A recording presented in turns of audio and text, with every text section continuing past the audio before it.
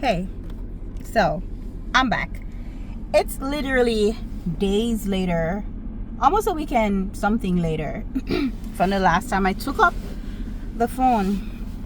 So I feel like I have time today. Today is the day when I'm just gonna like come on here and tell y'all how my life has been, how like being in the army has been for me, and all of that good stuff, right?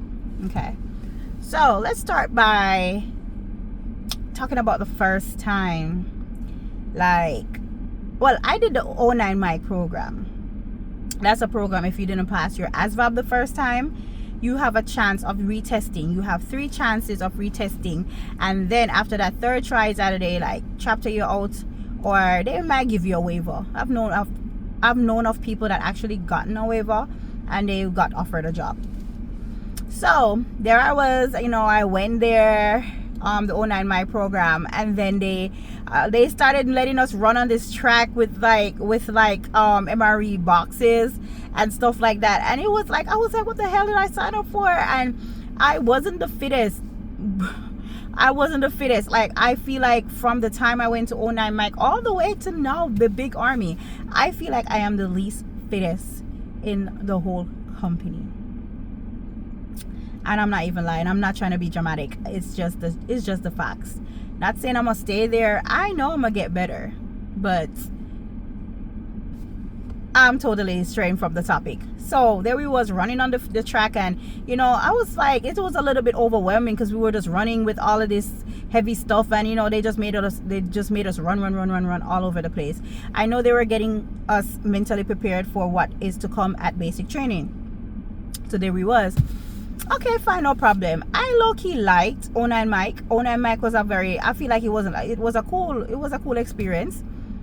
We low-key had to run everywhere. I realized that I really was out of shape from that time because I felt like I was running, but I wasn't moving. And then I had the army issued boots, and those shoes are those boots are so heavy, and they gave me mad blisters. And I was just so happy when I got my garments.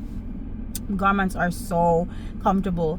And I felt like I was walking on a cloud when I finally got them. I got them like closer to the time when I was almost close to be finished with basic training the first time around. We're gonna get there. So then it came on to test time. The teachers that we had, they weren't that knowledgeable because I felt like sometimes they were getting a math question wrong. Don't get me wrong, I'm not best at maths, I'm not the best at math when it comes onto math, but like there were people in the class that was smarter than the teachers, and then they were like trying to teach us, so we were just looking at them like, y'all can't really teach us nothing. But the thing is,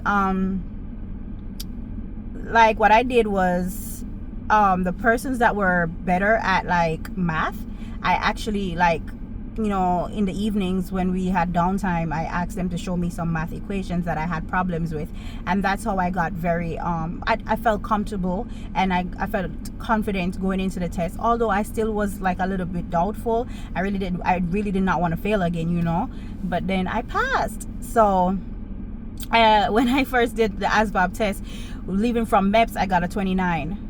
Mind you, I was working 12-hour shifts. I was tired as hell, and I was just working a lot. When I went to take my test at MEPS, I came from a 12-hour shift, driving all night. I usually, of course, those who have been following me from a long time know that I used to be a truck driver. So I came from I was working, going home daily, working a 12-hour shift. Came from that 12-hour shift. I fell asleep on the test like 3 times, and a lady kept on waking me up and like, ma'am, you can't fall asleep on the test, blah blah blah. I was like, this lady don't know how tired I am. I was falling asleep. So basically, that 29 turned into a 53 when I did the ASVAB program. I felt like it was just common sense, most of it, because as I said, the teachers really didn't teach much. And of course, once you know the words and you get most of the words correct, you already score like automatically. You already got like some good scores right there. And then if you got a couple math equation right, you're good to go. So that's exactly what happened. And now it's basic time, basic training. Let's go into that. Let me get more comfy so I can tell y'all the tea and everything. Like okay, So here we are now at basic, baby. Let me start off by telling you, basic is not for the weak-hearted. You have to be mentally strong more than anything. Physically, if you're not physically there, they will get you there. But you have to be mentally strong, because a lot of people started and they didn't make it out. Either they got chopped out because of, you know, failure to adapt, or they just of a medical illness, or whatever the case may be. But all right, the first day they're making us run and stuff like that with the big bags. You're gonna be issued like gears and stuff, right? And it's gonna be coming, they're gonna have it 2 big duffel bags, like green duffel bags, and they made us run from way up a place all the way up the road to all the way down to West Bubblefuck. And you ran with them bags, and it was hard for me, of course. And you know, they made us do a lot of crazy things that very day, and it was hot. It didn't start getting cold yet, because when I reached the base the first time, it was like in September. I can never forget September 22. And they made us lift up this green bag, and they kept on making us put up the green bag over our heads. Mind you, I was dehydrated. Everything was a little bit overwhelming for me, and I fainted. The first day I fainted. I felt weak as hell. The first day I fainted. Flat, dropped down, fainted on the ground and all of that. And I'm like, now they're gonna be labeling me as being weak and whatever. But I felt like they were doing too much. But hey, basic is supposed to be breaking you mentally and physically, and then they're supposed to build you back up for you to be soldiers. All right, cool. So now, fast forward a little bit, they're gonna haze you a bit, bro. Like, they're gonna haze you a bit when it comes on to, like, you know, the first 72 hours is always the worst. I remember I was on that time of the month, the first 72 hours. So that is just that in itself was what contributed to me just being ill and feeling depressed in my first 72 hours. And for the remaining time of basic, I was stressed out and depressed. It was just a stressful experience. Can you imagine, like, the first 72 hours, they don't make you take a shower, really and truly. They tell you to go into the shower, and they will turn on the shower, right? And everybody had to line up. There were 10 showers, and everybody had to line up and, you know, get undressed and take a shower within 3 minutes. And so by the time you take your clothes off, run into the shower and come out, they yelling at you, get the F out, come out of the shower, get out, on all of that stuff. And I'm like, oh my gosh. I remember this drill sergeant, and she became very nice. Me and her became very cool, but she was a reserve at the time, so she didn't stay long throughout the whole cycle. And I remember she was there, and she was like, she was there. I was like, can I have enough time to put on my pad? Because I was on my thing, and I was telling her, like, can I get enough time to put on my pad? She's like, get out, and I felt so bad that night. I was so traumatized. I'm being real with y'all. I was so traumatized. I didn't get to put on my thing, and I laid down. At that time, they were allowing us to only wear white underwear, and I laid down on the top. I was on top bunk, and I laid down. I got I had to throw that panty away because it got messed up. Yeah, it got messed up because I couldn't get to change properly, and it was lights out. So I had to make sure the coast was clear before I could try to go to the bathroom and change my panty and put on a new thing to protect myself, because I was traumatized. I remember one time too, our senior drill sergeant at that time made us dump our Camelback. Our Camelback is something that you're going to be issued to. That's what we drink our water out of, like, because it's something that has to be attached to you. Like, until you go to AIT and leave AIT, you're going to be wearing a Camelback. And man, let me tell you, he made us full our Camelbacks, then go into this classroom. Every platoon had like a classroom assigned to them. We went into the classroom. He made us dump our Camelbacks on the ground full of water, and then we were laying down in that, and we were like, you know, putting the sandbags over our head, and we were just like, you know, he was, man, we were doing the V-ups and everything. And then he was like, and then plus we stayed in the OCPs that we were in the whole day. We could not change. So that is just me just being in soaked panties, soaked bra, soaked OCPs for the entire day until we got the chance to go upstairs and change. Yeah. So I'm not saying that's what you're going to go through. I'm telling you my experience. Just prepare for the worst and hope for the best. Thing though, you can't doubt yourself when you're going through basic training. Even if you feel like you're not the best, and even if you feel like you're not shit, like, you don't doubt yourself. I really got into my mind, I got into my head, and I felt so depressed. I did not eat. I lost so much weight, and it's just because the MREs was nasty. I refused. I only ate the snacks. I refused to eat that nasty stuff. After a period of time, I did get used to having specific MREs. I would eat more and more out of it, but still, I really, your portion size, you are given portion size food, and it's morning, noon, and night. Like, you get breakfast, lunch, and dinner. You're not allowed to snack in between. However, people still chose to snack.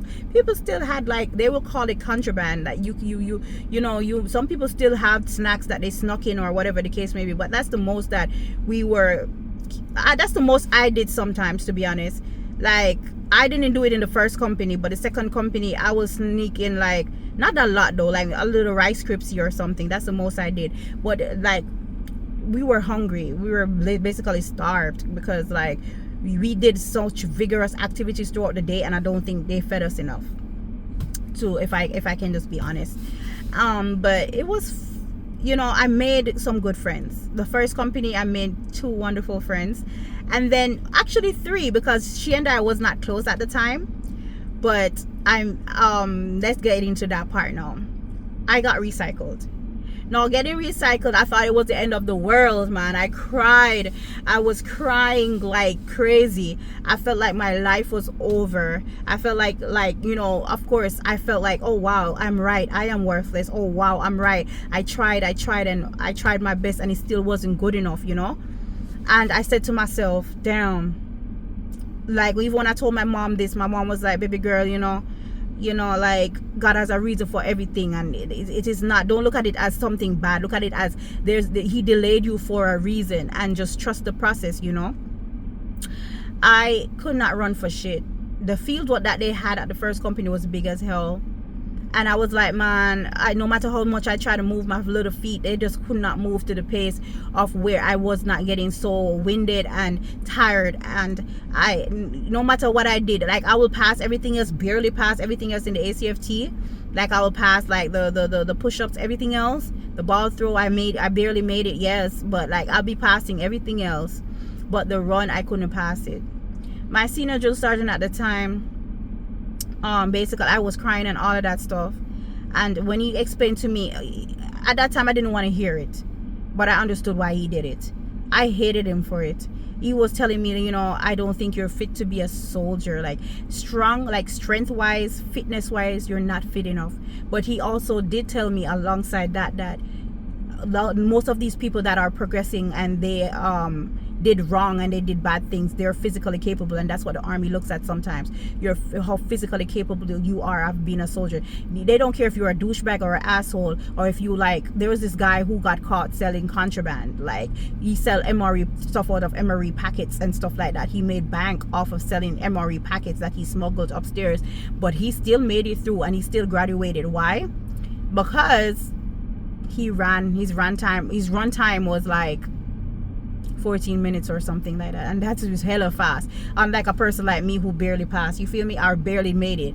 I failed all the runs, and he told me that you would have to recycle me. I thought I was going to go back to blue phase. Mind you, I did everything, I went through all of the stuff. I only had the forge to do. The forge is like the last 20-mile rock that you had to do. You have to stay in the woods for like 3 days, and all of that stuff. You have to do Nick at night, where you have to crawl, low crawl, high crawl. They shooting over your head type shit. And I only had that to do. The last minute, when I packed my rock and everything, me and this other girl packed her rock and everything, he called us out and he was like, y'all not going, like, y'all are not coming with us and stuff like that. I was confused, because to wonder why we weren't coming and stuff like that. They did not give us much of an explanation. At that time, I knew something was wrong. Anyways, further down, pushing towards the end, it was hard to see my friends graduated and I didn't graduate. It was hard to see the rest of the girls graduated and I didn't graduate. I did not come from a place of like a malicious intent. I came from a place of like, what happened to me? I did my best too. Why couldn't I be along the side of people, or why couldn't I be in the group of people that graduated and you know, are going to be shipped off to AIT, and I took it real hard, you know. I basically went back to day zero. Me and this other girl, hey Smith, if you ever watch this, she and I became very close because of that, because we went through it together. We started at reception, we went to 09 Mike, we went to our first company together, then we went to the next company, which is 113th Charlie Company. I would just say that it's the best company ever at Fort Jackson, because I'm not going to call the first company's name, but I will call the one that made me make it to AIT.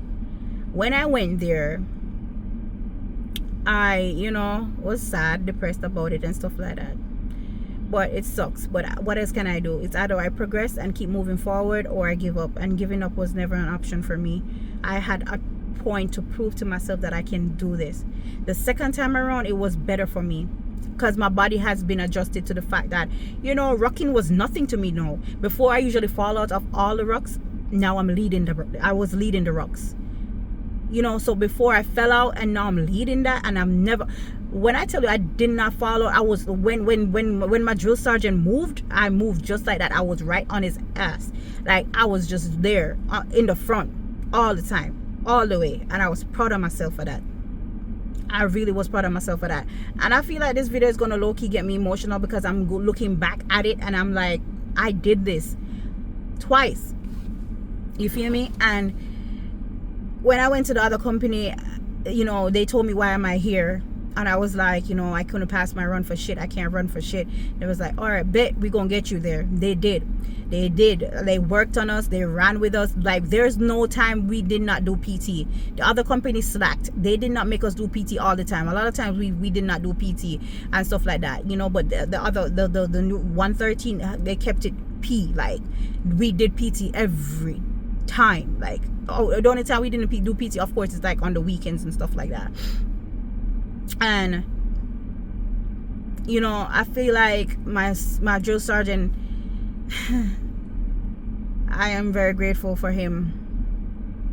You know, he did believe in all of us, but, you know, I feel like he had a special place in his heart for me and, you know, Smith, because it's like you know, why, you know, putting us all the way back to day one was crazy.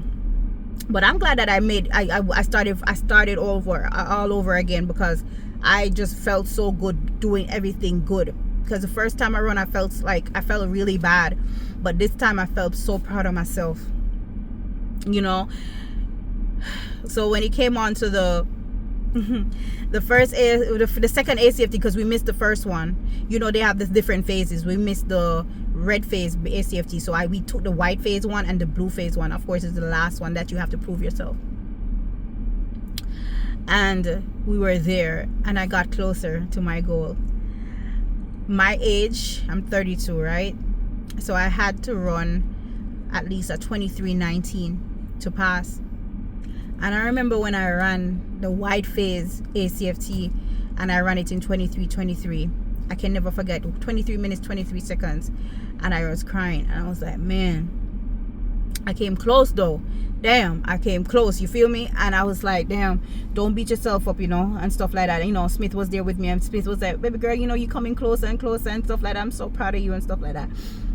And then we had VBL, and we went for VBL because it was like, you know, the whole Christmas break thing. And I ran when like, not a lot, but I ran like roughly 3 times when I was on break. And the third time when I ran at the park, I ran 22 minutes. And I think it was 22 minutes and 28 seconds, if I'm not mistaken. And I cried.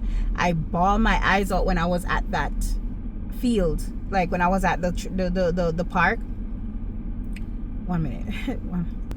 So I ran, like, yeah, I bawled, like I cried my eyes out. And I had a group chat of some friends that I met at the first company, and they really was cheering me on. They was with me step by step. They really wanted to see and know, like they really wanted to know, like, step by step, like all my day to day was. Like I couldn't talk to them as often, of course, as I could have talked to them in AIT, because you know you only had your phone for 1 hour on Sunday. So I had to talk to them briefly, talk to my mom, talk to my loved ones. Like only one I cared about was my mom, and checking up on my army friends that I made in the first company, of course, because that's the only time I really think I had, you know. So I told them when I was on VBL, I told them the time that I ran and I was crying, and they were like, Spencer, you got this, you know. Spencer, you got this. Like, you got this, baby girl. Like you coming closer and closer, and see, that means you're capable of running the time frame that you're supposed to run. So you got this, you know. And I came back with mad confidence, and I was like, I got this.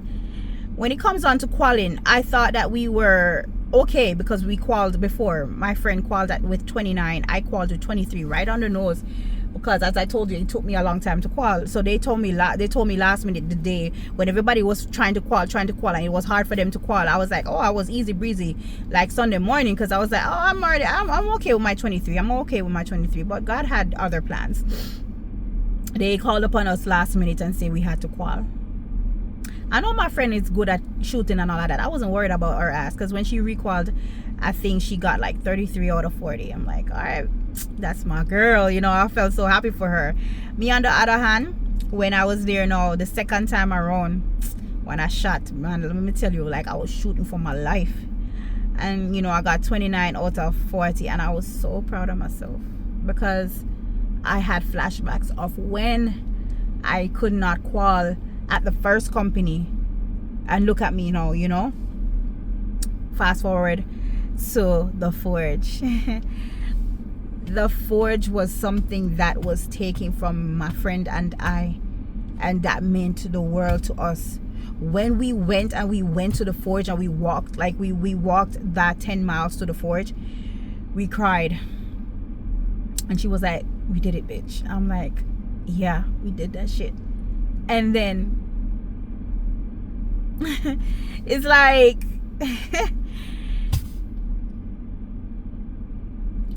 I don't even know. I'm having flashbacks now, you know. But I'm so happy looking back at it, because we did this shit together.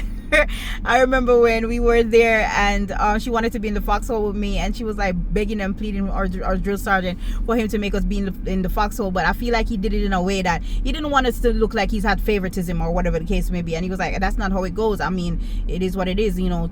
Spencer is already teamed up with somebody already, so he low-key switched it up a bit to make it look like he's like, all right, Smith, all right, just go over where Spencer is, because having 3 person in the foxhole right here is not working out. So just go over where Spencer is. Her face lit up. She's like, oh my gosh. She's like, we're doing this together. And I was like, yes, girl. Okay, you got your wish. She's like, stop. You know, like I wanted her to be in the foxhole. It meant a lot for her to be in the foxhole with me as well.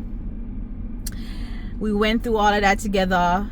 And then when we were coming back with the rock coming back was supposed to be 10 miles, but baby, I feel like that it was like 15 or more. And then when we were walking back, my friends from the other company, the Sunday before I went and I rocked, they said, Spencer, you got this, you know. Before we came back, the Nick at Night, you know, that crawl took the life out of me. I felt like that was the hardest thing I had to do in basic the second time around. I don't think I would have made it the first time, because I don't think physically I was there. I would have felt like I felt like I would have died literally when I was doing that low crawl, high crawl. You know, you had to go over obstacle course and all of that first, and then you're already tired from the obstacle course. I was screaming. I was like, because you have to climb over a tall thing. I was screaming. I was like, get me off, get me down, please get me down. I was screaming. They had, you know, they took me down and all of that stuff. I made it over, but I felt like Then you had to do the low crawl, so you had to climb up, and after you climb up, you hear the guys saying, get the hell off get the F off my wall, get the F off my wall. Then you hear the thing start shooting over your head. It was just so chaotic. And then you had to low crawl, high crawl. I started out with Smith, and I did not know where Smith went, and she left me for a day. But anyways, I made it across. We were looking for each other. It was like a movie. We were both looking for each other, and she was like, Spencer. I was like, Smith, where you at? And I was like, Spencer Smith. Like, I almost gave up, man. I had like 5 minutes to make it across, or the commander said I would have to do it again.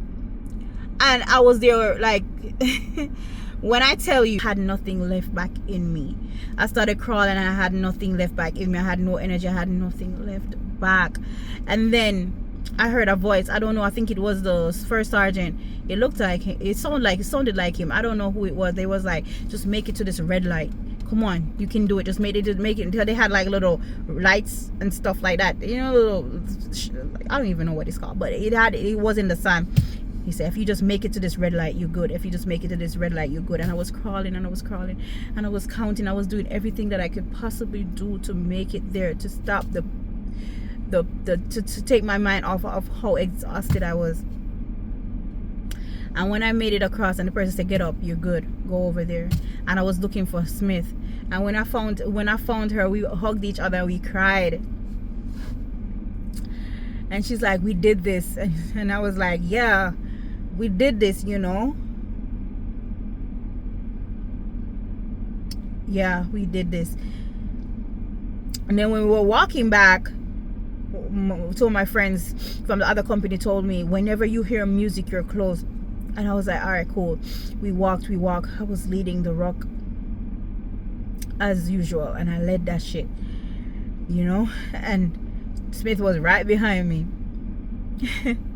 And when I heard the music, I turned around and I was like, oh my God. And she was like, I hear the music.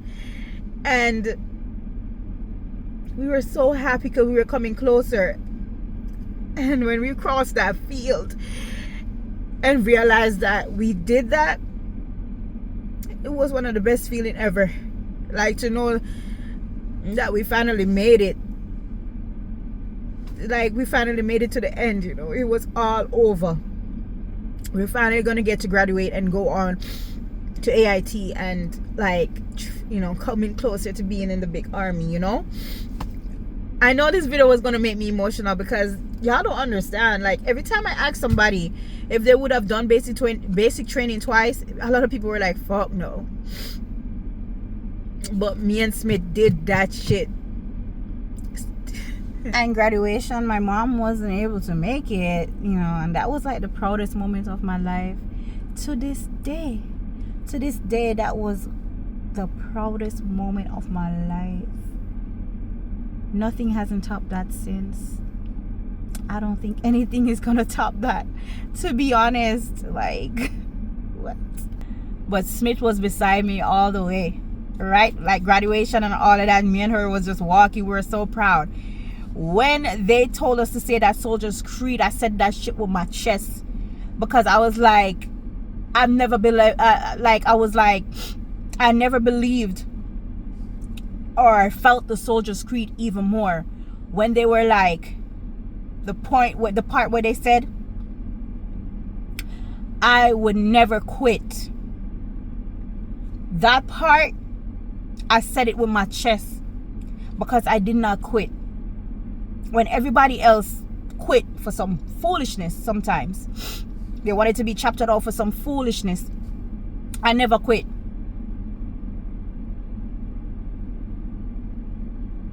I did not quit. My goal is to be a warrant officer. You know, you have to be in the army for a minute to be them type of levels, you know. But I'm willing to give it a shot. If I stay in the army, that's where I'm heading for, warrant officer. And the sky's the limit.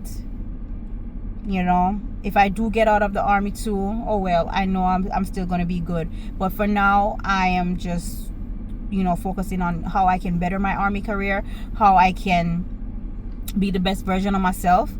And I only have a couple more words to say to you guys. If I can do it, if Spencer, me, can do it, you can do it too. And as I'm telling you, I'm not lying when I'm saying I am the slowest in my platoon. I am not the best physically capable of doing anything when it comes on to soldiering or soldier stuff, you know. But mentally, I am that soldier, because you have to be more mentally strong than anything to go through this army life. You can't make you cannot be weak-minded, because as I'm saying, physically you can get there, but your mentally, you gotta be that person for yourself. And I'm just grateful if you made it to the end of this video, because I just gave it my all. I told you how it was for me, and maybe you will have a different experience because of our age. You know, maybe I am, you know, you are looking at this video, you're younger than me, you maybe have more life, more energy, so maybe physically it won't be that bad for you. And if I can do it, you can do it too, especially if you're a male. If I can do it, you can do it too. Sleeping in the woods and all of that, you know, being in the cold and all of that. Well, I went around the cold time when all those activities was going on. Please don't go in the summertime, baby. You gonna die, because the heat going, I'm feeling like the heat going, I don't think I would have made it if it was not cold. You know, I felt like I froze sometimes. Like I felt like I froze to death half the time when we were sleeping in the woods in that type of temperature. But I'm just saying, I'm straight from the point. It's, if I can do it, you can do it too. And I'm grateful that you sat and watched the entire video to its entirety. Like, you watched this. Oh, that means you were, you know, liking the content. I'm really grateful that you made it to this far in my video, and I'm just happy that I could share my experience with you guys. And thank you for watching my heartfelt story of how I did basic training twice, and how I'm gonna give you more in-depth thing if you want another video of how it is like being in the big army and how it has been going for me. I'll try to post more often. It's just been, of course, a journey. You know, I haven't had my phone, access to my phone throughout basic training and AIT. I was like, I wasn't feeling the vibe to post anything either. But now I'm like, okay, the time is now. So thank you for watching. I really appreciate you taking your time out of your day to watch my rant about the army. Thank you again, and have a great day. Peace, one love, bye.